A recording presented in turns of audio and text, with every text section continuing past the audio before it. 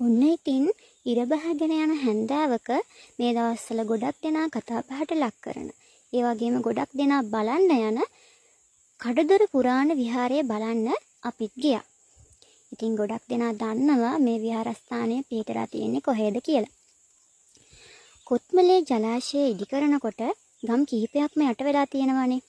ඉතින් මේ කඩදොර පුරාණ විහාරයත් එහෙම යට වුණු ස්ථානයක්. ඉතින් කොත්මලේ ජලාශයේ වතුර අඩු වෙන කාලයට අපිට මේ කඩදොර විහාරයේ නටබුන් දැක ගන්න පුළුවන්.